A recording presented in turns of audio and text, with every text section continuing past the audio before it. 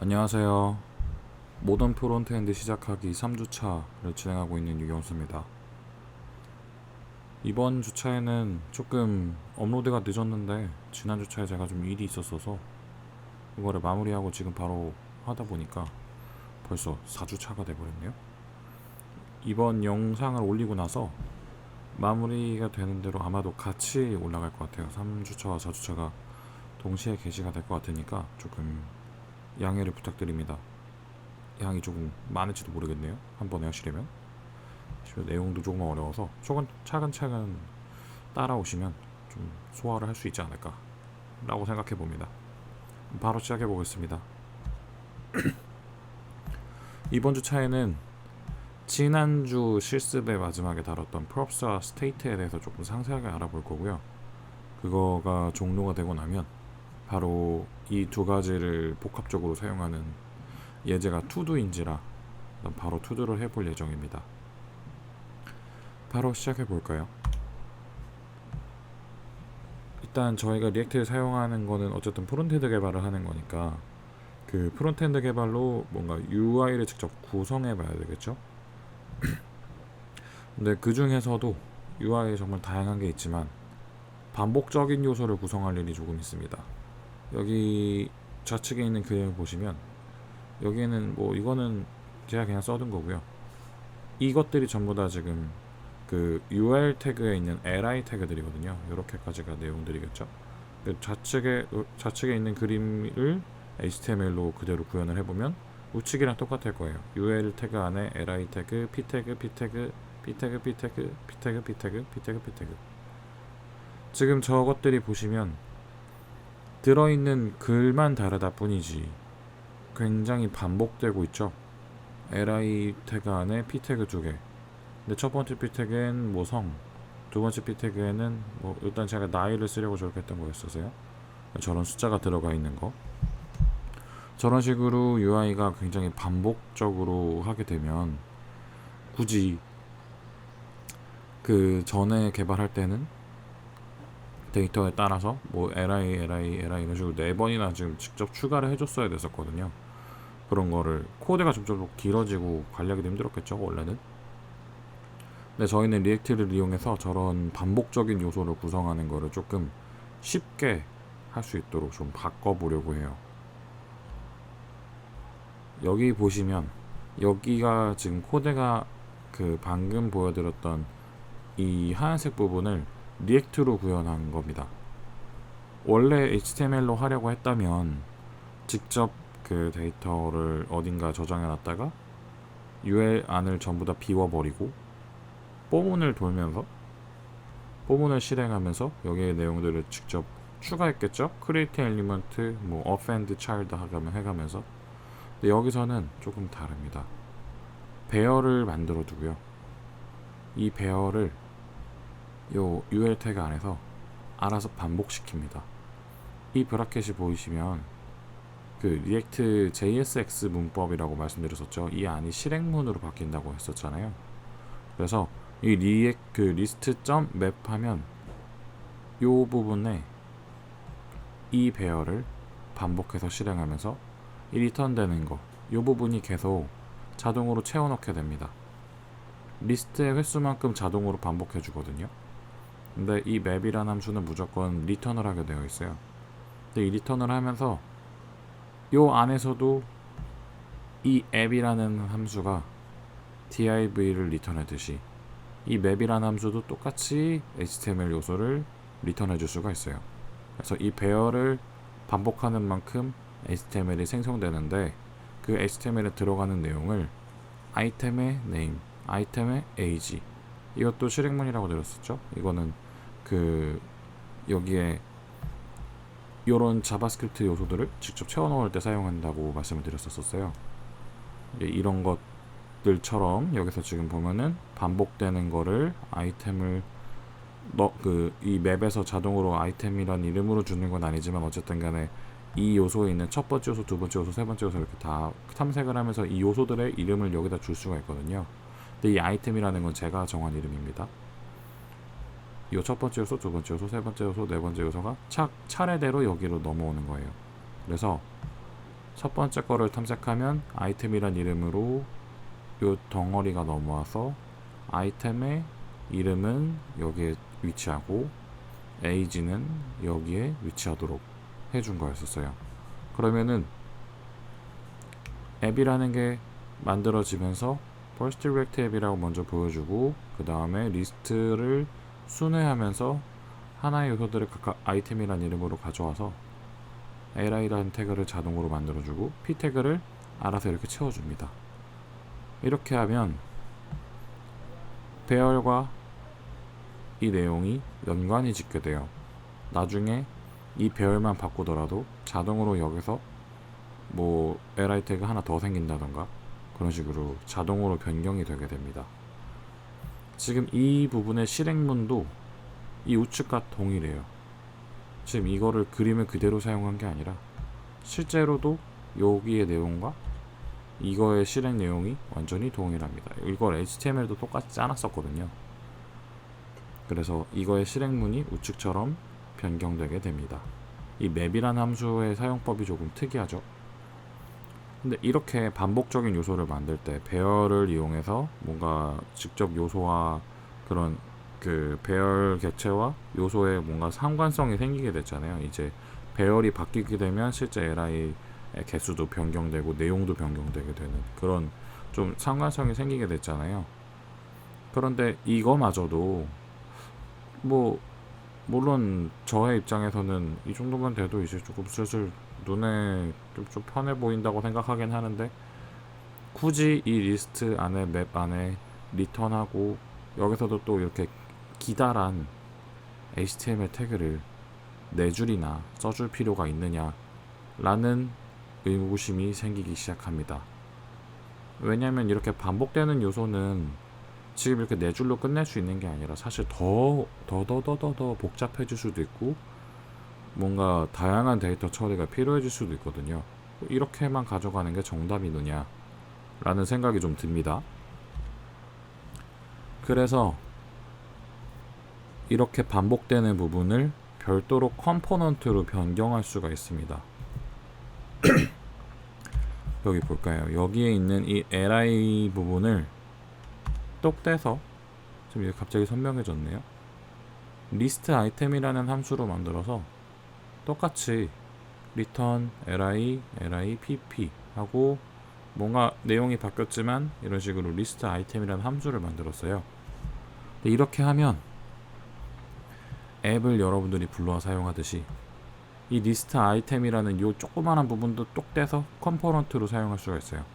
그래서 리스트 아이템을 실제 HTML 태그처럼 사용할 수가 있습니다. 물론 리액트 컴포넌트라고 보이게 되겠죠. 이제 점점 사용하다 보면 색깔도 달라요. 리스트 아이템이라는 거를 그냥 자동으로 실행해라. 근데 여기에 데이터를 넘겨주는데 name과 age, 아이템 name, 아이템 age라고 이런 식으로 데이터를 넘겨주긴 해야 돼요. 데이터로 넘겨준다. 이 말이 무슨 뜻이냐? 이 li 태그들의 각각 p 태그들이 2개가 있는데 그거에서는 이름과 그 나이를 표현해주고 있었잖아요. 여기서도 지금 분리하긴 했지만 이 이름과 나이를 표현을 해줬어야 됐단 말이죠. 그래서 뭔가 얘를 완성하기 위해서는 데이터가 마저 필요하다는 얘기죠. 그래서 이 리스트 아이템에 이름과 나이를 이 아이템에서 실행하면서 직접 여기다가 넘겨줄 수 있게 되는데 이 props라는 거를 사용해서 넘겨주게 될 거예요. 여기서 딴 데에서는 전부 다 그냥 props라고 그냥 그 이야기를 하고 말 텐데 저 props가 사실 뭐냐면 properties의 약자거든요. property에서 그 party 부분을 지우고 props라고 바꾼 건데 왜 property냐? 저 리액트 컴포넌트를 잘 보시면 사실 HTML 요소랑 동일하게 생겼죠. 사실 리액트의 컴포넌트들도 HTML이랑 구분할 수 뭐 좀 구분짓지 않고 그냥 사용하는 방법도 되게 HTML처럼 똑같이 해놨는데 HTML은 사실 그 어트리뷰트라는 이름으로 뭔가 여러 가지가 있잖아요. 뭐 클래스라든지 네임이라든지 아이디라든지 온클릭, 뭐 스타일, 뭐 이런 태그들 그 속성들이 있잖아요.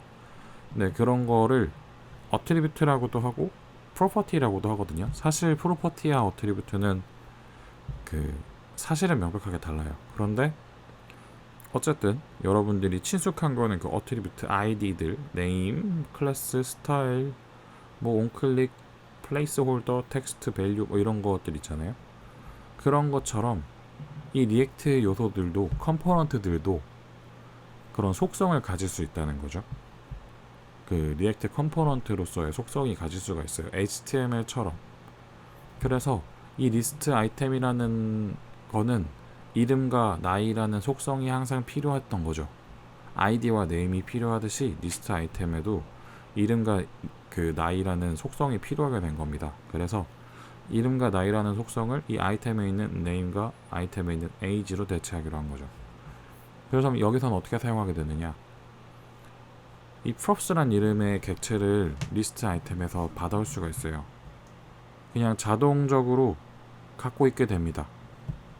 이 모든 컴포넌트들은 이렇게 props라고 받아올 수가 있는데 그 기본적으로 그냥 props가 넘어오게 돼요. 만약에 props가 없다면 뭐 클래스 네임, 에이지 뭐 이런 게 없다면 여기가 빈 상태인 것 뿐이에요. 만약에 여기다가 네임, 에이지 이런 식으로 넘겨주면 자동으로 이 props라는 객체에 네임과 에이지라고 넘어오게 됩니다. 이거는 여기서는 이렇게 점점점으로 사용했다는 얘기는 이런 형태로 똑같이 넘어온다는 얘기겠죠. 이런 식으로 이런 객체 형태로 그래서 여기서 넘겨준 그 속성들이 뭔가 오브젝트로 담겨서 다 props라는 오브젝트에 담겨서 넘어오게 된다는 얘기예요. 그래서 name과 age라는 거를 여기다가 자동으로 채워넣게 되는 거죠. 그러면은 여기서 똑같은 구조를 만드는 친구가 계속 반복되는데 굳이 여기 지저분하게 코드로 써 있는 게 아니라 이 부분을 이렇게 뚝 떼서 다른 파일 혹은 다른 함수에다가 가져다 둬서 데이터로 채워넣는 것까지 자동으로 해주는 거죠. 이런 식으로 이렇게 되면은 반복적인 요소에 데이터를 채워넣는 거를 이렇게 간단하게 구성을 할 수 있어요. 리액트의 정말 사용을 고려하게 만드는 가장 큰 요소 중에 하나예요. 이 props라는 기능이.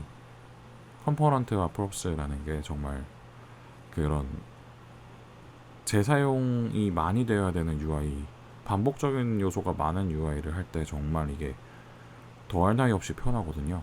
표라든지 리스트라든지 그런 거를 구현할 때 정말 이만한 게 없습니다, 사실. 그래서 그 예제를 한번 가져와 봤어요. 지난 기초 세션을 했을 때 거기서도 투두를 한번 만들었었죠. 그때는 그 직접 화면을 구성하고 그 뭔가 단위별로 잘라보고 그거를 직접 구성하는 것까지 해봤었는데 저희가 그 만들었던 투두 리스트 중에 요 부분이 있었어요. 요거를 데이터를 추가하면 자동으로 DB에다 요청을 하고 그 DB에서 요청한 내용을 받아서 데이터를 반복하면서 이 리스트 안에다가 이 요소들을 하나씩 채워넣는 거였거든요. 근데 이거의 과정이 어땠느냐? 데이터를 받아오고 배열을 반복하면서 이 템플릿이라는 HTML을 클론한 다음에 데이터를 채워넣고 여기다가 하나씩 어펜드 차일드 해주는 거였었어요. 근데 이 요소 하나 이게 얼마나 길어질 수 있느냐? 아까는 LIP 태그 2개 이게 끝이었잖아요. 근데 실제로 여러분들 하실 때 이렇게 길어질 수 있다는 얘기죠. 여러분들은 이미 기초 세션을 들으셨던 분들은 이미 느끼셨을 거예요. 이미 그거로 끝이 안 날 수도 있다는 것. 여기 보시면 버튼도 있고요. 여기 부분은 내용이죠. 여긴 시간, 여기도 시간, 그리고 여기는 또 심지어 삭제 버튼도 있었어요. 삭제 기능도 뭔가 해야 되겠죠. 그러면 여기 데이터 채워넣는 거, 내용, 뭐 일자, 마감 일자, 그리고 몇 달 전이라고 표현해주는 그 부분, 이런 식으로 세 가지의 데이터 내용이 있고 기능도 두 가지나 있었어요. 이렇게 복잡한 기능을 하려면 그 맵 함수의 결과물 안에다가 넣어버리면 코드가 너무 길어지겠죠. 이런 거를 분리해서 사용하도록 리액트에서는 사용하고 있었어요. 근데 이거를 그러면 뭐 리액트로 넘어가기 전에 그럼 이게 얼마나 힘든 일인지 한번 더 그 리마인드 해보죠. 여기서 할래 완료 여부. 그쵸. 여기 먼저 데이터를 관리할 거를 다시 한번 짚어보겠습니다. 자, 이걸 잊고 있었었네요. 방금 말로 해드렸던 것처럼 할 일 완료 여부 여기서 이 행 하나에서 관리하는 게 할 일 완료 여부, 할 일 내용, 할 일 만료일자, 할 일 만료까지 남은 시간, 그리고 할 일 처리, 삭제 처리. 심지어 이 두 개는 함수로 작동해야 되는 기능이고요. 데이터를 관리하는 것만 벌써 네 가지가 됐어요. 그렇죠. 할 일 완료 여부도 필요하죠. 할 일 완료가 됐으면 체크 포인트가 됐고 이렇게 식으로 취소선 형태를 보여줘야 되고, 아니면 이런 식으로 그냥 동그라미를 썼으니까 이런 할 일이 완료됐는지에 대한 그 불리언 값도 갖고 있어야겠었겠죠. 이렇게 갖고 있어야 되는 데이터가 굉장히 많았었어요. 그래서 이거를 구현하려고 보면 코드가 이랬단 얘기죠. 템플릿 자체를 갖고 있는 것만 이렇게 코드가 벌써 이만큼이 있었어요. 물론 이게 끝이 아니었습니다. 이거 parse HTML이라는 함수도 제가 직접 만들었었어요. 이거 그 스트링 프로토타입을 이용해서 만들었어 놨거든요. 또 예제를 보시면 아실 수 있을 거예요. 그 기초 세션의 GitHub를 영상에 링크로 드리겠습니다. 어쨌든 별도의 보관해둔 HTML을 불러와서 그거를 갖고 있다가 그 클론한 후에 가져와서 그 내용에다가 클론한 후에 여기다가 직접 내 데이터를 한 땀 한 땀 넣고 있어요. 직접 계산해야 돼서 넣어야 되는 것도 있었죠. 여기 뭐 아이디도 넣어줘야 됐고, 완료 여부에 따라서 클래스 리스트를 바꿔야 됐고, 뭐 여기도 클래스 리스트 있었고요. 그리고 실제로 여기다가 뭔가 계산해서 넣어줘야 되는 것도 있었어요. 그리고 이너 텍스트, 이거는 내용을 채우는 거였고요. 여기 보시면, 그리고 여기 채운 내용을 내보내고 어펜드 차이드 하는 거 심지어 생략되어 있습니다. 근데 여기 보시면 주로 여기서 하는 일이 뭐냐, 클래스를 변경하거나요. 그쵸? 클래스를 변경하거나 특정 태그의 내용의 텍스트를 바꾸거나, 그게 전부죠. 사실 클래스를 바꾸거나 내용을 바꾸거나 둘 중 하나예요. 그쵸? 이런 것들을 하려고 지금 코드가, 이것만 얼추 봐도 한 20줄 좀 안 돼 보이네요. 그렇죠? 이거를 저희가 HTML로 구현할 땐 정말 오래 걸렸거든요. 이거를 구현하는데 실제로 내용도 굉장히 어려웠습니다. 기초 세션이라고 했지만 기초가 아니었어요. 사실 실제로 그렇게 하는 거를 만드느라 진짜 많은 시간을 보냈잖아요. 이거를 리액트로 바꾸면 그 내보내는 것까지 방금 두 부분을 이런 식으로 압축할 수가 있습니다. 어떻게 되는 걸까요? 제가 아까도 말씀드렸잖아요. 주로 여러분들이 그 데이터에 따라서 하는 일은 클래스를 바꾸거나 데이터 내용을 채워넣는 게 끝이거든요. 그래서 리액트에서는 이런 식으로 실행문을 사용할 수 있다고 했었죠. 여기 보시면 이 부분이 실행문이 되고요. 이 far라는 그 클래스는 자동으로 있는 거고, 이 props라는 거는 당연히 여기 지금 데이터란 이름으로 넘어오는데, 아마도 props의 데이터란 이름으로 그 이 할 일에 대한 데이터가 담겨져 있는 거를 넘겨받았을 거예요. 뭐 done, 뭐 to do 이런 식으로 데이터 내용이 채워져 있는 걸 받았겠죠. 이게 완료 여부가 데이터가 props로 넘어오는 거예요. props로 전달받아서 만약에 완료가 됐다면 체크 서클이라는 클래스를 여기다 넣고, 아니라면 그냥 그 서클이라는 클래스를 여기다 넣는 걸로. 이 부분이 지금 사망연산자이거든요. 앞부분이 true이면 이거를 반환, false이면 이 부분을 반환. 그래서 이게 done일 때 체크 서클이 되는 거고, 아닐 때는 서클이 되는 걸로. 지금 벌써 이 체크 서클 부분은 심지어 있지도 않네요. 제가 아마 액티브나 그런 거로 해놨을 거예요. 이런 식으로 뭔가 if문을 하고 뭐 클래스를 어쩌고 추가하고 말고 이런 거를 벌써 지금 이런 식으로 한 줄로 끝내버렸죠. 사망연산자 하나로. 그리고 데이터 내용을 채우는 것도 뭐 인원 막 그걸 이 컨텐트를 직접 셀렉트해서 props 어쩌고 저쩌고 하는 것도 아닙니다. 그 이너 텍스트 어쩌고 저쩌고 하는 것도 아닙니다. 그냥 props에서 데이터의 to도를 여기다 그냥 넣어주기만 하면 자동으로 여기에 채워지는 거예요. 여기 모먼트도 보시면 이 모먼트로 했었던 게 실제 코드에 여기 써 있거든요.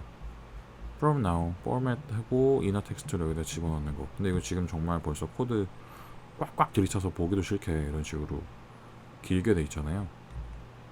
그런데 여기서는 그냥 여기에 바인드하고 끝입니다.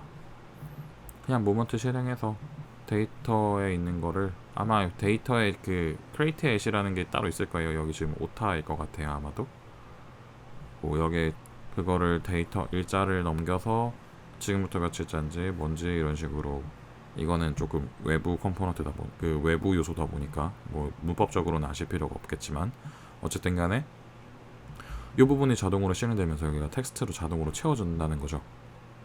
이런 식으로 데이터 채워넣는 게 정말 간소화되거든요. 이렇게 데이터 채워넣는 거를 지금 여기서는 뭐 클론하고 지금 반복적으로 포문을 돌렸을 거예요. 제너레이트 하고 뭐 여러 가지 반복 계속 포문을 돌면서 직접 어펜드 차일드 하는 과정이 있을 텐데 여기서는 리스트 아이템이라는 이름으로 그냥 리턴하고 끝냈죠. 그럼 이거 분명 바깥에서 똑같이 맵으로 리스트 아이템이라는 이름으로 데이터만 넘겨주면 자동으로 거기에 채워넣고 끝낼 거예요. 일반 HTML로 만드는 것보다 훨씬 간소화됐죠. 이런 식으로 복잡한 UI를 만들면 만들수록 프롭스를 이용해서 반복적인 요소를 만들면 굉장히 편해질 수 있다. 정말 이런 부분은 굉장히 좀 자주 사용하게 되겠죠. 리액트를 하시다 보면 이렇게 반복적인 요소 말고요.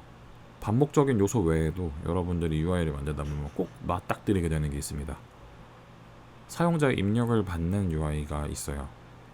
이것도 예제로 제가 보여드렸었죠. 카운트를 보여주는 그저 카운터를 만드는 거였었어요. 여기서 1번 플러스 1을 누르면 여기 숫자가 올라가고 마이너스 1을 누르면 여기 있는 숫자가 하나 줄어드는 그런 거를 만들었었거든요. 이거를 HTML로 만들려면 이거를 보여주기 전에 다시 한번 생각해보죠.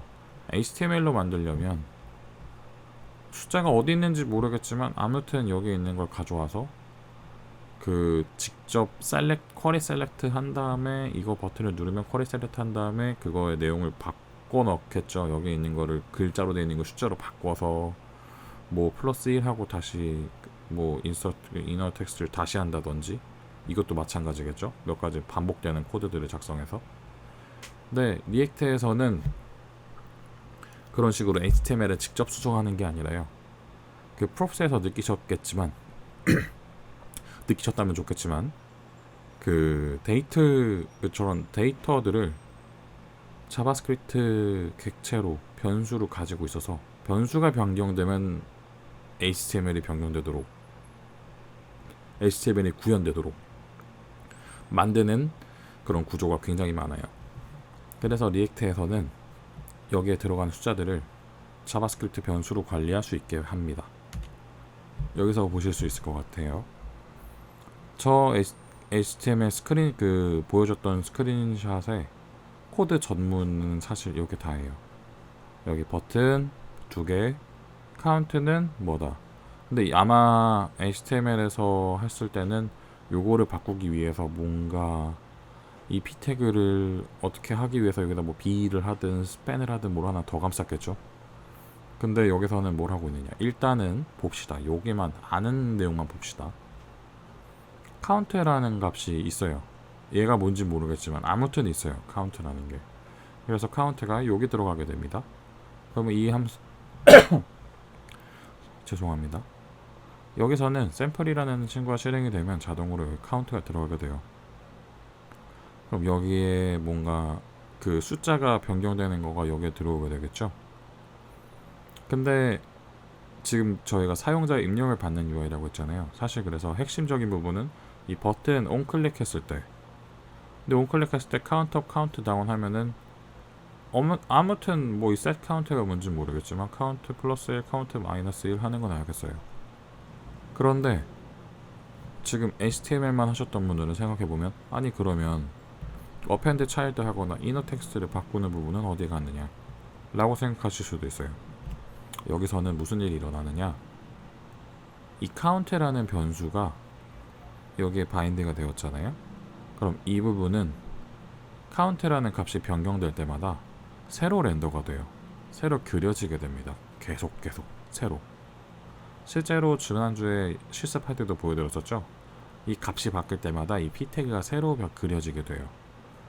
근데 이 값이 바뀌는 게 어떻게 바뀌게 되냐? 이 count라는 값은 그 컨스턴트 값이라서 바뀔 수 없는 상수 값이라서 사실 바뀔 수가 없어요. 그래서 이 setCount라는 함수로 바꾸게 됩니다. 이거 조금 어렵죠? 이거 왜 이렇게 쓰는 거죠? 왜 count를 왜 안 바꾸는 거죠? 직접 바꾸면 되는 거 아닌가? 그쵸? 그래서 우리는 짚고 넘어갈 필요가 있습니다. 저 useState라는 함수를요. 사실 useState라는 함수이기 때문에 이게 되는 일은 아니고요. state라는 거를 리액트 잡서에 가보시면 state라는 거에 대해서 조금 더 상세하게 보실 수가 있을 거예요. 근데 저는 저 훅으로 저희는 배우기로 했잖아요. 그래서 저는 훅을 사용하기 위해서 useState라는 걸 사용할 거예요. 사실 클래스에 있는 state를 사용하면 저게 조금 더 표기가 저는 조금 헷갈린다고 생각해서 저는 완전 저 훅 위주로 설명을 해드리겠습니다. 일단 요 함수 요 줄을 조금 이해해보죠. 지지지난주에 이런 형태에 대해서 말씀을 드렸었어요. 함수가 실행되고 나서 배열을 내보내면 그 배열에서 일부 내용만 가져올 수 있다고요. 그리고 이 useState를 하면은 여기만 뿅 하고 가져올 수가 있다는 이야기죠. 근데 useState라는 함수가 그럼 도대체 뭐 하는 거냐? 이거는 이렇게 뭔가 지금 제가 아주 굉장한 내용을 건너뛴 것 같은데 이렇게 UI를 변경시킬 수 있도록 사용자 입력에 따라서 이런 식으로 UI를 변경시킬 수 있도록 이렇게 관리되는 이런 값을 상태라고 해요. 그런 값들을 통틀어서 그냥 상태라고 부를 예정이에요. 스테이트 값들인 거죠. 이런 스테이트라고 부를 건데 이 useState는 그 스테이트로 관리되는 변수를 직접 만들어줍니다. 이게 무슨 뜻이냐? useState 하게 되면 이 초기 값을 넣어서 변수명에다가 넣어줘요. 이 초기 값이라고 하는 거는 저희 카운터에 있어서는 카운트가 0인 거를 기준으로 하겠죠. 처음에 0이라고 정해두면 초기 값이 여기서 결정이 돼서 이 변수명으로 들어가게 됩니다. 이건 이제 직접 바꿀 수가 없어요. 직접 수정이 불가합니다. 이거를 그 immutable 불변성이라고 해요. 변수 불변성. 근데 이거는 제가 아마 지난주나 링크를 하나 드렸을 거예요. 펑셔널 프로그래밍에 대한 자바스크립트 수업이라고 하면 뭐 강연에 대한 거를 링크를 하나 드렸을 거거든요. 거기서 펑셔널 프로그래밍의 이뮤터블에 대해서 조금 상세하게 설명해 드리는 게 있어요. 왜 이뮤터블 해야 되는가에 대한 이야기를 해둔 게 있는데 제가 그거를 설명하기에는 저의 내공이 좀 부족해서 한번 꼭 읽어보시는 게 이걸 왜 이렇게 굳이 변수를 직접 안 바꾸냐에 대한 해답을 그 영상이 가장 잘 해줄 것 같아요. 그 영상을 한번 참고해 주시면 좋을 것 같고요. 리액트에서는 어쨌든 그래서 사용자가 뭔가 상호작용을 함으로써 변수가 바뀌어서 그게 자동으로 UI를 변경하게 된다면 그 변수를 직접 수정하는 것은 불가한 이런 값으로 변경하게 냅두게 돼요. 그리고 실제 변경하게 될 때는 이 세터 함수를 이용해서 사용하게 됩니다. 이 세터 함수, 변수명 다 직접 지을 수 있어요. 규칙 없습니다. 대충 지으셔도 돼요. 그래서 변수를 수정하기 위해서는 반드시 세터 함수를 사용해야 됩니다. 그리고 세터 함수는 비동기적으로 실행됩니다. 이거는 뭐 이유라기보다는 뭐 이유도 이유지만 저거가 예를 들어서 변수가 첫 번째 줄에서는 1이었는데 세터 함수를 사용해서 변수명을 2로 바꿨다고 해서 다음 줄에 콘솔 로그를 찍고 바로 변수명을 찍는다고 해서 1이었던 게 2로 바로 보이지 않는다는 거예요. 세터 함수는 동기적으로 실행되지 않기 때문에 코드 내에서 세터 함수를 실행하고 바로 바뀐 거를 확인할 수가 없어요. 저 세터 함수를 이용해서 변수를 바뀌면 변수를 바꾸는 동시에 이게 어떤 사이드 이펙트를 일으킬지 모르거든요. UI가 얼마나 바뀔지 모르기 때문에 저거는 비동기적으로 실행이 되고 있어요. 그러면은 저 변수가 바뀌었다는 거를 뭔가 알 수 있는 장치가 필요하긴 하겠죠. 근데 일단 지금은 없습니다. 그 값이 변경되면 자동으로 관련된 요소들을 새로 그림이라고 되어 있어요. 이게 무슨 뜻이냐? 이 함수를 이제 이렇게 보면은 조금 도움이 될지 모르겠습니다. 이 버튼 플러스 1, 마이너스 1 누르면 카운트업, 카운트다운이라는 함수가 실행된다고 했었고, 여기는 지금 0이라는 초기값을 줘서 카운트와 setCount라는 함수를 만들었죠. setter 함수에는 명명법이 정해져 있는 건 아닙니다만, 저는 일단은 변수명의 앞에다가 set을 붙여서 여기다가 이 부분만 어퍼케이스로 쓰곤 합니다. 일단은 저는 그렇게 사용하고 있어요. 어쨌든 set count를 하는데 현재 카운트에 플러스 1, set count 현재 카운트에 마이너스 1 이런 식으로 값을 바꿔준다는 얘기죠. 이 함수를 실행하면 이렇게 해서 카운트가 변경되면 여기 이 카운트에 있는 거 이 부분이 자동으로 새로 렌더가 된다는 이야기입니다. p 태그가 아예 새로 렌더가 될 거예요. 기가 막히게 어떻게 찾아가서 합니다. 정말 내부에 그런 건 알 수가 없지만요. 어쨌든 이런 식으로 관련 요소들을 알아서 찾아서 새로 그리게 됩니다. 근데 말이죠, 어떻게 값이 변경된 걸 알고 그렇게 하는 걸까요? 그거의 이유가 사실 함수형 프로그래밍이 있는 거거든요. 뭐 그거에 대해서 상세하게 저희가 알지 못하게 했습니다만은, 저희도 한번 그 변수가 바뀌는 거를 한번 추적은 한번 해보죠. 이걸 어떻게 해야 되느냐? 그거를 유즈 이펙트가 해줄 수 있습니다. 유즈 이펙트라는 거는 또 이거 유즈 스테이트를 불러오는 건 꼭 이런 식으로 불러오셔야 돼요. 유즈 이펙트를 불러와서 형태는 이런 형태를 띄게 됩니다. 유즈 이펙트라는 것도 함수고, 여기에 첫 번째 함수, 두 번째로 여기다가 이렇게 배열을 넘겨주게 됩니다. 첫 번째 파라미터에 들어가는 건 변경될 때마다 실행되는 함수 그 자체고요. 그 두 번째 파라미터에 들어가는 건 추적할 변수들을 배열에 넣어주면 돼요. 뭔가 추적할 거를 여기다 넣어주면 된다는 얘기입니다. 이렇게 되면은 이 배열에 있는 변수들이 변경될 때마다 자동으로 함수가 실행이 돼요. 이것도 신기하죠? 어떻게 되는 건지 한번 보시죠. 실제 코드입니다. 여기가 사실 실제 내용이겠죠. 여기다가 카운트를 써놨어요. 이렇게 되면 무슨 말일까요? 이 카운트가 변경될 때마다 이 함수가 자동으로 실행된다는 얘기입니다. 그래서 플러스 버튼, 마이너스 버튼을 누를 때마다 자동으로 current count는 뭐다 라고 이런 식으로 계속 보여주게 될 거예요. 이런 식으로 사용자의 입력을 직접 받는 UI를 여러분들이 만들어 볼 수가 있게 됐어요. 여기까지 하면은 사실 그런 간단한 예제 정도의 그런 UI를 구성해 보는 데 있어서는 뭐 어려움이 없을 걸로 예상이 됩니다. 그래서 말이죠. 그래서 우리는 지금 그 프롭스 스테이트를 아주 적절하게 사용할 수 있는 예제를 하나 해보려고 해요. 지난 주차에서는 그 투두가 완전 끝이었잖아요. 근데 이번에는 투두가 그냥 과정 중에 하나입니다. 여기 보시면 이 입력 폼을 입력해서 등록하면 이 목록을 채워넣고 삭제 기능까지 되는 이런 간단한 형태의 투두 리스트를 한번 만들어 봤었어요. 이거를 어떻게 리액트로 구현을 해야 되느냐 한번 보죠. 여기서 지금 보시면 사실 크게는 두 가지로 나눌 수 있어요. 하나는 저 인풋의 데이터를 관리할 할 일 내용을 입력해야 된다는 부분, 그리고 두 번째는 여기에 목록 부분, 할 일 목록 관리거든요. 할 일 목록이 얼마나 있는지에 대한 목록이 관리된다는 거죠. 그리고 요소가 반복되고 삭제도 돼야 돼요. 할 일을 등록하는 과정은 할 일을 인풋에다가 입력하고 나면 할 일 목록 배열에 삽입할 겁니다. 여기 보시면 할 일 목록이라고 제가 허락해 놨잖아요. 이 할 일들은 제가 프롭스의 예제를 보여줬던 것처럼 할 일을 그냥 그 배열로 관리할 수 있게 해둔 겁니다. 그렇기 때문에 할 일 입력했으면 자동으로 배열에 삽입을 해야 된다는 얘기죠. 그리고 삭제한다면 삭제할 할 일을 선택해서 할 일 목록 배열에서 삭제해야 되겠죠. 그렇죠? 그렇기 때문에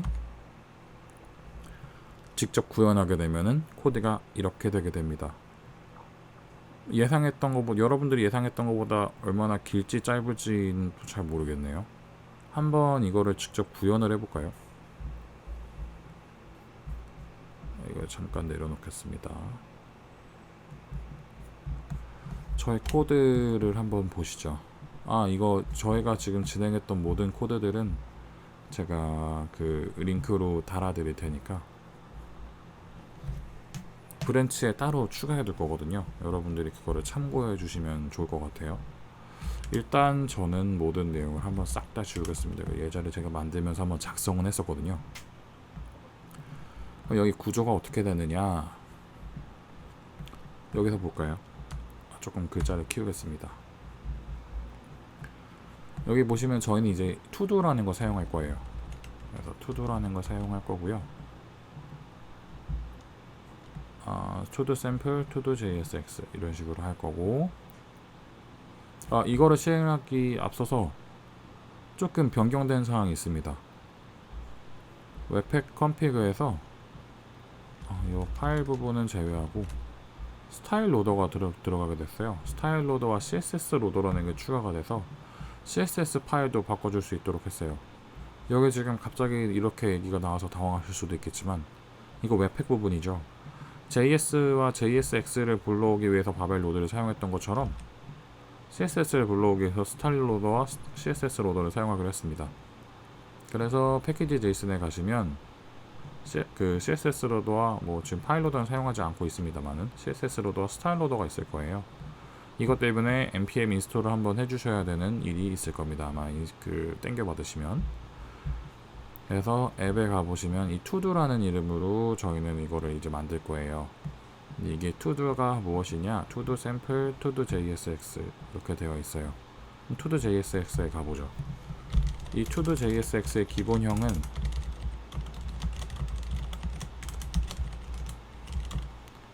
투두 함수 return div 이렇게 두고요. 디폴트는 투두. 이게 기본형입니다. 요렇게 두면은 보이진 않지만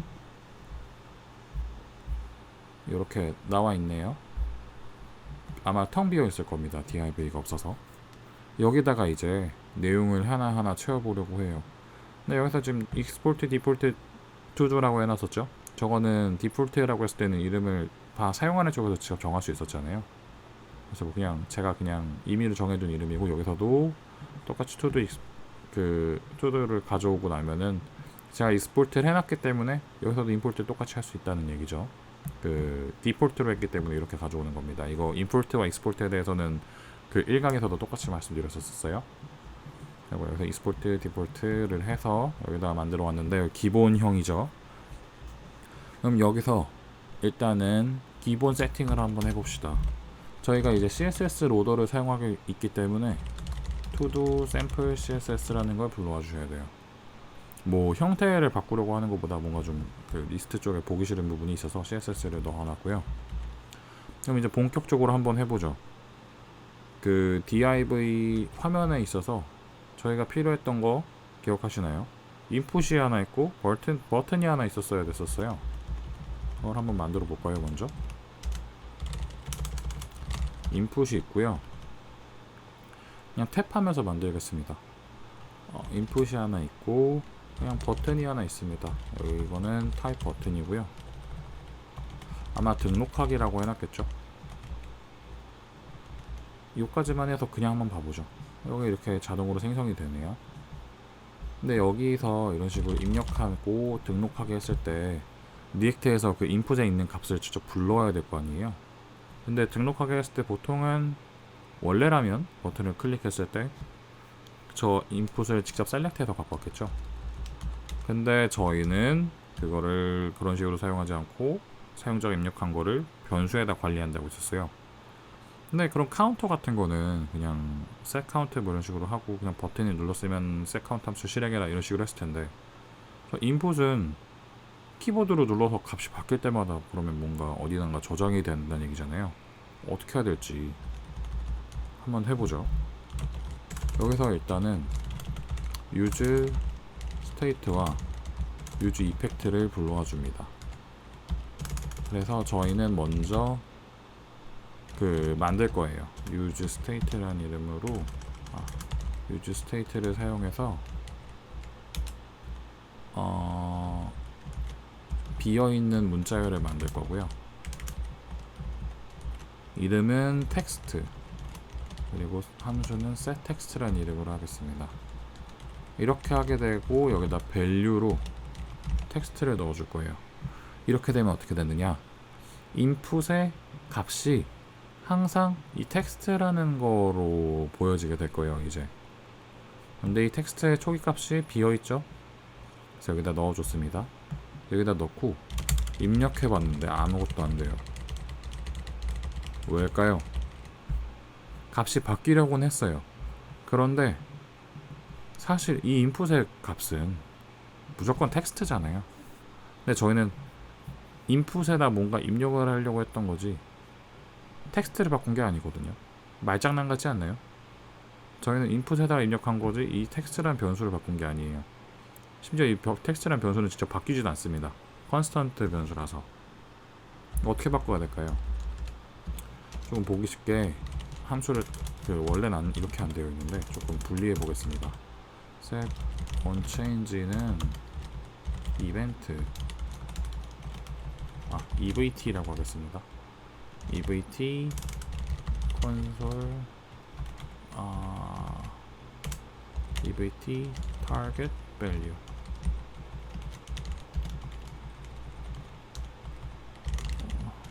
이거를 onChange에 이렇게 더 보겠습니다.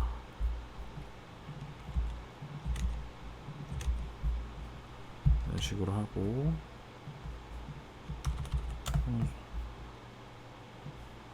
한번 볼까요? 뭔가 입력을 하려고 시도하는 거는 보여지시나요? 제가 여기다가 입력을 하고 키보드를 누르면 뭔가 바뀌었다가 밸류가 비어있기 때문에 계속 대체가 되는 거거든요. 방금 무슨 일이 일어난 거냐, 이벤트의 타겟의 밸류가 이게 무슨 뜻을 이야기하는 거냐면 이 onChange를 할 때 자동으로 이벤트 객체가 넘어가게 돼요. 근데 이 onChange라는 이벤트라는 게 무엇이냐, 이 인풋에 뭔가 값이 바뀌려고 하는 그 순간에 그 내용들을 이벤트에 담는 거거든요. 실제 그 이벤트 target value라고 하는 거는 제가 키보드를 눌러서 그 값이 바뀌는 그 순간에 target input 이거 자체의 value, 이거의 값을 이야기하는 거예요. 근데 이 value라는 게 그 이벤트로 넣긴 넣었지만 어쨌든 최종적으로 저는 계속 value에서 이 변수 값을 갖고 있는 거잖아요. 얘를 계속 따르게 해놨잖아요. 그래서 아무리 입력을 해도 이 텍스트를 바꿔둔 게 아니기 때문에 계속 얘가 자동으로 그 내용을 지워버리는 거예요. 계속 없게 되는 거죠. 입력했음에도 불구하고. 그럼 이거 어떻게 해야 될까요? 지금 제가 쓴 글을 setText 해줘야 되겠죠. 그래서 이 onChange 이벤트가 일어날 때마다 setText 이벤트 target value를 해줘야 됩니다. 이런 식으로. 이거 굉장히 어렵죠. 처음에 저도 리액트 할 때 조금 불편하다고 생각했던 거 중에 하나였는데 생각보다 이만한 게 없습니다. 이렇게 값이 바뀌는 걸 추적할 수 있고 이렇게 글자를 시시각각으로 바뀌는 걸 알 수 있다는 게 익숙해지고 나면 진짜 이만한 방법이 없거든요. 보시죠 한번. 여기 출력이 되는 거 보이시나요? 안녕하세요. 이런 식으로 제가 입력하는 거를 할 때마다 자동으로 이런 식으로 트래킹까지 되고요. 여기서 자동으로 값을 넣어주고 있기 때문에 나중에 재사용했을 때 텍스트란 변수를 가져다 쓰기만 하면 되는 거죠. 그렇죠? 이거를 조금 더 간소화한다면 함수를 굳이 이런 식으로 매번 쓸 필요는 없고요. 그래서 setText 여기서는 저는 2라고 쓰겠습니다. 2.target value 이런 식으로 사용할 수도 있습니다. 이거 어떤 식으로 되는 건지 기억하시나요? arrow 펑션이고요. 자동으로 이 한 줄만 실행되는 거예요. 이 한 줄만. 근데 이 실행이 어떻게 되느냐? setText라는 함수가 실행되고 2의 target value를 set하고 끝내는 거죠.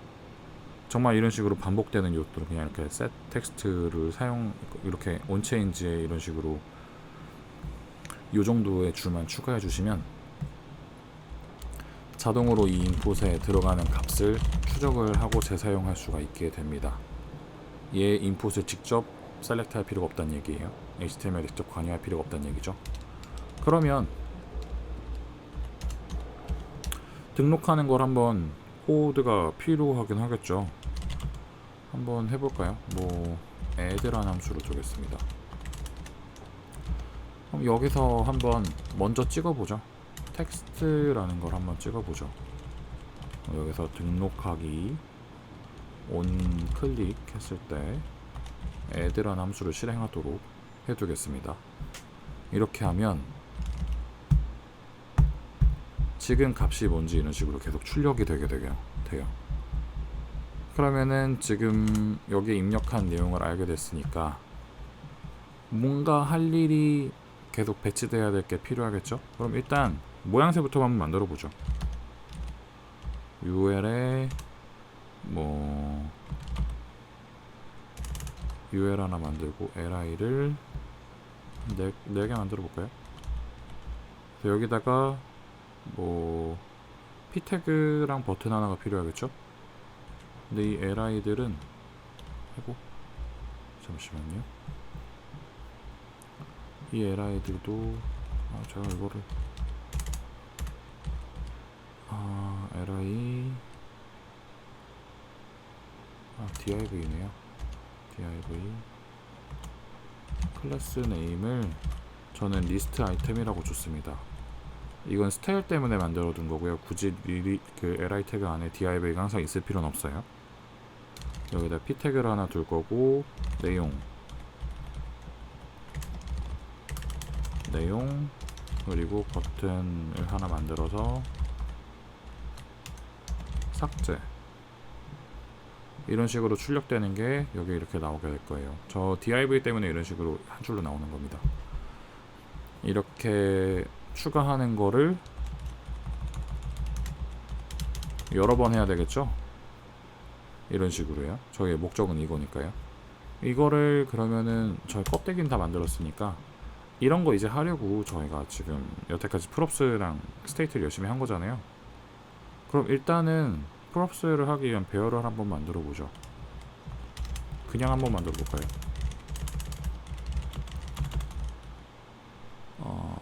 1, 2, 3, 4 물론 리스트는 저렇게 1, 2, 3, 4만 들어있으면 안됩니다. 리스트를 반복해라. 리스트를 반복해라. 아이템이라는 걸 넘겨줄 거고 리턴할 땐 이런 식으로. 그쵸. 여기서 한번 그럼 아이템을 출력해 볼게요.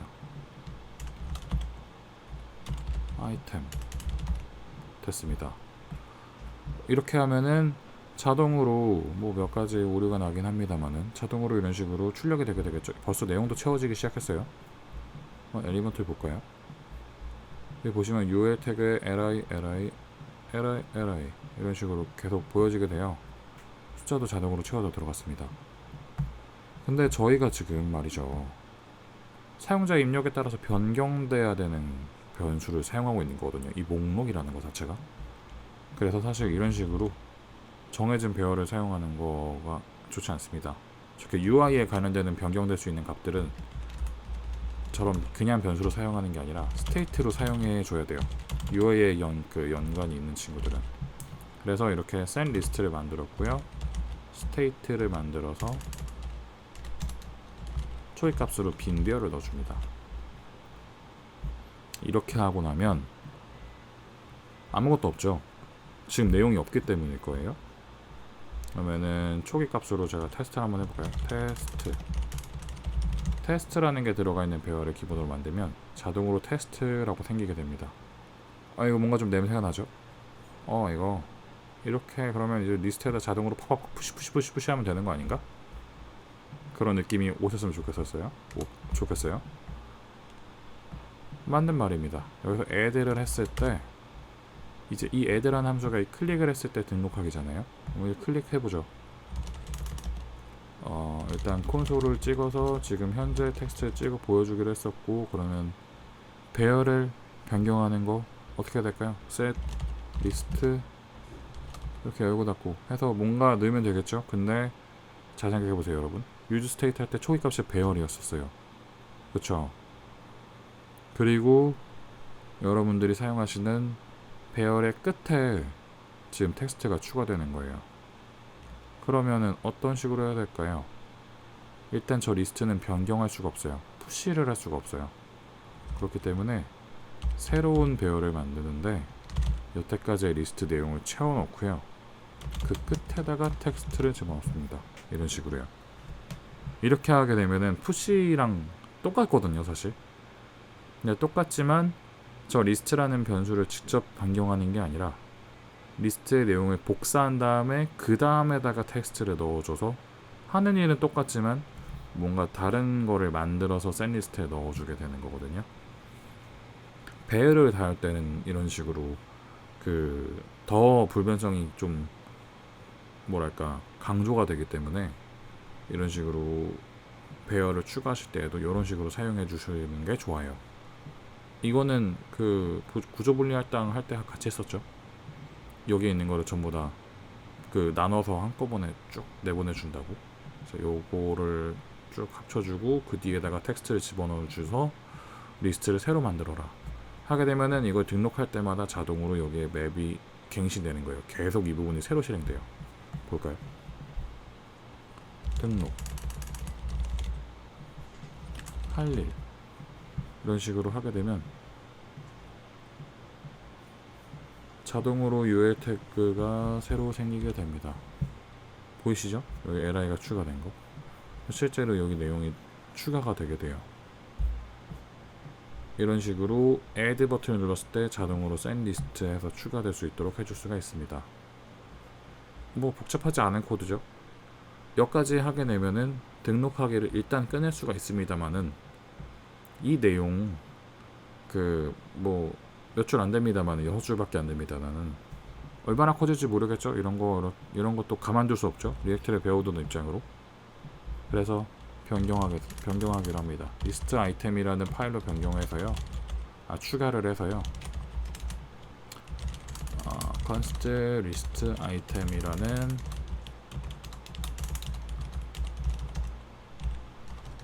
제가 잘못 넣었나요? 리스트 아이템이라는 걸 만들고요. export default 리스트 아이템 해줍니다. 사실 이거죠? 네. 물론 내용은 채웠습니다만은 어쨌든 간에 이렇게 분리를 했어요. 이제 분리를 하기로 했습니다. 그래서 저희는 이제 이걸 임포트 할 거예요. 리스트 아이템이라는 이름으로 리스트 아이템 JSX를 불러옵니다. 그럼 이제 여기에 내용이 바뀌게 되겠죠. 이 리턴하는 부분이 리스트 아이템. 저희는 데이터란 이름으로 넘겨볼게요. 이번엔 아이템이라고 하죠. 뭐 제가 그 스크린샷 찍어준 게 아이템이라고 해줬네요. 아이템이라고 하고요.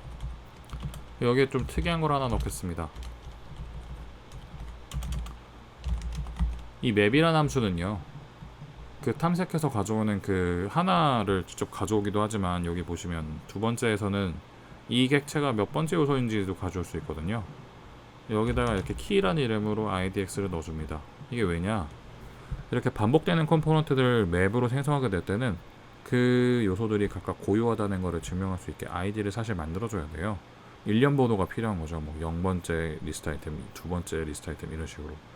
그래서 저희는 그 리액트에서는 그거를 구분짓기 위해서 키라는 걸 사용하고 있어요. 그렇게 반복되는 요소들에 대해서는. 그래서 항상 이렇게 반복시킬 때는 그 맵에서 꼭 idx를 받아서 키라는 이름으로 이런 식으로 넣어주게 되면은 이 리스트 아이템들이 서로 구분되게 됩니다. 내부에서 오류가 일어나지 않도록 구분하려고 하는 것 같아요. 그리고 일단 삭제는 제외하도록 하겠습니다. 일단은 빼둘게요. 그래서 여기서 리스트 아이템에서 아마도 프롭스를 받아오겠죠. 그렇죠? 그래서 프롭스에 있는 아이템을 여기다 넣어주게 되면 이제 여기서 방금 전까지 했던 내용이랑 동일하게 출력이 될 거예요. 에러가 있네요. 한번 볼까요? 애드하고 리스트를 추가하고 나면 플레이리스트 아이템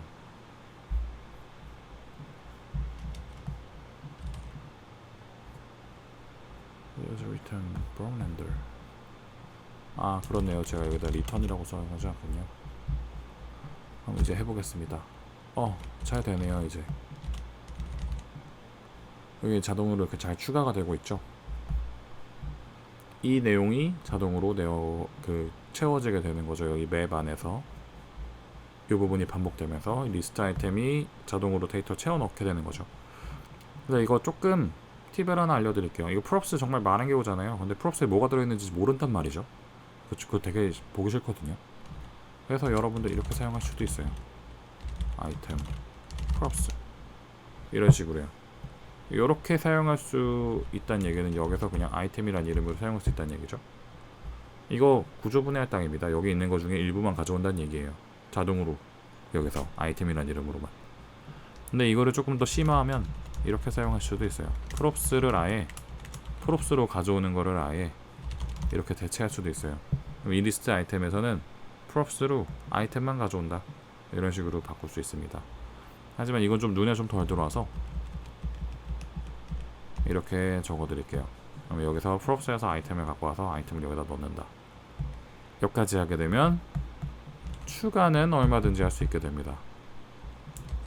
여기서 일단은 신경 쓰이는 걸 하나 바꿔보죠. 프론트엔드 개발자로서 말이죠. 투드를 추가했다면 이미 투드를 추가한 내용의 인풋은 지워줘야 되지 않을까요? 그쵸? 이거 매번 제가 지워야 되는데 이거까지만 일단 먼저 해주죠. 이렇게 해주시면 리스트에 추가하고 내용은 비웁니다. 이렇게요. 이런 UI를 만드실 때 짜잘한 부분도 신경 써주셨으면 좋겠어요. 이거는 그냥 개인적인 조언이에요. 이런 건 해주면 해줄수록 그 사용하기에 사용자 경험에 좀 도움이 됩니다. 어쨌든 여기까지 딱 끝냈는데 지금 내가 추가하는 거를 좀 수월하게 따라오셨을지 모르겠어요. 근데 지금 여기서 삭제 기능이 빠져 있죠. 삭제 로직이 빠져 있어요. 이렇게 그냥 on delete라고 하겠습니다. on delete라는 함수를 이용해서 뭔가 버튼을 눌렀을 때 삭제하는 거 그게 필요해요. 여기서 그러면은 아마 데이터 내용이 넘어와야겠죠? 그러면은 그거의 내용을 여기서 deleted 라는 이렇게 출력해 줄 수 있도록 만들었어요. 근데 말이죠, 삭제 버튼이라는 게 리스트 아이템 컴포넌트 안에 있는 거지 않습니까? 삭제라는 게. 그런데 그 버튼을 클릭했을 때 본인이 갖고 있는 변수를 바꾸는 게 아니라 이 본인 컴포넌트의 부모 컴포넌트에서 갖고 있는 배열을 없애야 돼요. 변경해야 돼요. 그쵸? 리스트 아이템이라는 거는 이 자기 자신밖에 몰라요. 이 아이템밖에. 그런데 자기 자신의 그 리스트 아이템을 소유하고 있는 투두 리스트에 요거를 변경해야 된단 말이죠. 그럼 이거 어떻게 해야 될까요? 이거 수정할 수 있는 방법이 있을까요? 이거를 고민해보고 싶으시다면 지금부터 영상을 끄세요. 지금부터 끄시고 이 on delete를 직접 구현해보시고 한번 실제로 실습을 해보시는 걸 추천을 드리고요. 그게 아니시라면 지금부터 진행을 한번 해보죠. 이 리스트 아이템이라는데 여태까지 프로퍼티로 저 변수들을 넘겨줬었습니까? 근데 그거 말고도 이렇게 함수도 프로퍼티로 넘겨줄 수가 있어요. on delete로요. 이렇게 하게 되면은 이제 on delete라는 이름으로 함수가 이 하위 컴포넌트에 전달되게 됩니다. 근데 저희가 지금 on delete에서 하려고 했던 거는 아이템이라는 걸 전달받기로 했거든요. 그래서 이 버튼을 클릭했을 때 무슨 일이 일어나야 되느냐, 이렇게 해야 됩니다. on delete를 실행하는데 아이템을 넘겨준다, 이렇게만 하면 돼요. 네, 그렇게 한다는 얘기는 사실상 요것도 필요 없다는 얘기죠. 이렇게 삭제 버튼을 누르면 on delete를 실행해라 라고만 해주면 됩니다. 이렇게 하고 나면은 이 on delete라는 게 무엇이냐, 부모의 on delete 함수거든요. 이 함수를 얘가 실행하는 거예요. 실행 권한을 얘한테 주는 겁니다. 이런 식으로 이 함수를 복사해서. 그럼 실제 실행되는 게 이 함수인 거예요. 이 함수라는 거에 주목하세요. 이 함수가 여기서 실행된다는 얘기는 얘도 가져다 쓸 수 있다는 얘기입니다. 이 함수에서는 선언되어 있는 한계에서 이미 얘를 참조하고 있기 때문에 이 스코프에서. 이거가 여러분들의 머리를 빠개지게 하는 부분 중에 하나예요. 한번 보시죠. 등록을 했습니다. 삭제 버튼을 누르면 ASD deleted라고 써있죠. 이거 사실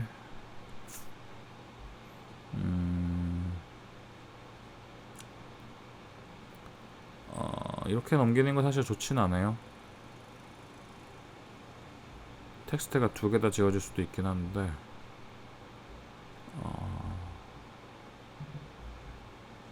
저희는 그러면 이런 걸 하나 더 보죠. idx 리스트 아이템이고요. 이거 자꾸 완복 왔다 갔다 하는 것보다 여기다 둘까요? 네, 삭제에서는 아이템이랑 idx도 갖고 올게 할게요. 몇 번째 요소인지. 그러면 이제 onDelete에서는 아이템 말고 idx에 넘겨주기로 합시다. 왜냐면 to도라는 게 사실 to도라고 둘 다 똑같은 내용을 입력할 수도 있잖아요. 근데 제가 지금 하려고 했던 거는 텍스트 기반으로 얘가 몇 번째에 있는지 찾으려고 했던 거라서. 자, 그러면 idx라고 바꿀게요. 그러면은 뭐냐, 여기서 idx가 뭐 그냥 몇이다 이라고 계속 찍히겠죠.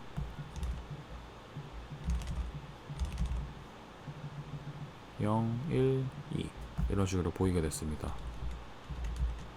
그러면은 이제 어떻게 해야 될까요? 배열을 삭제하는 거 구현을 해야 되겠죠?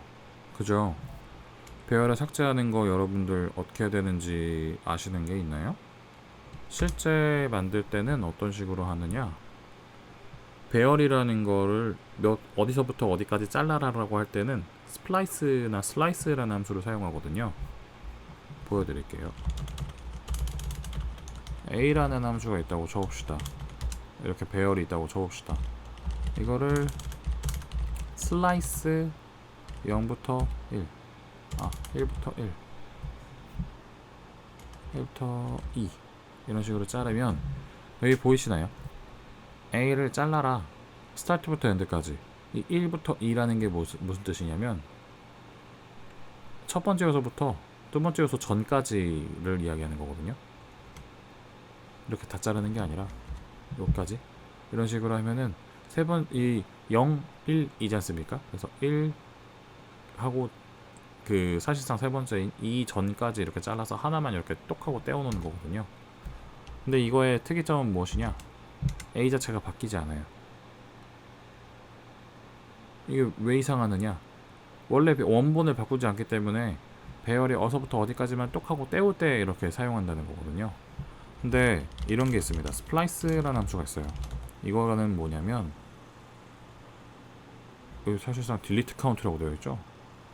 어디서부터 몇 개를 잘라와요.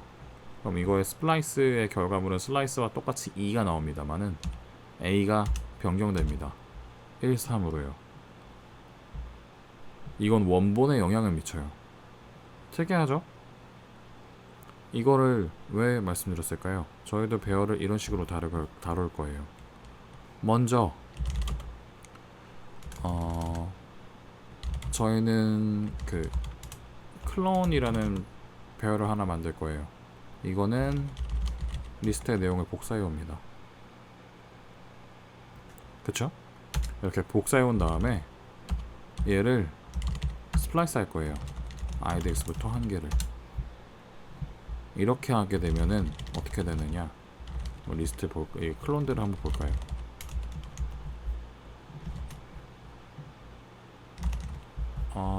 이렇게 해보겠습니다. 여기서 before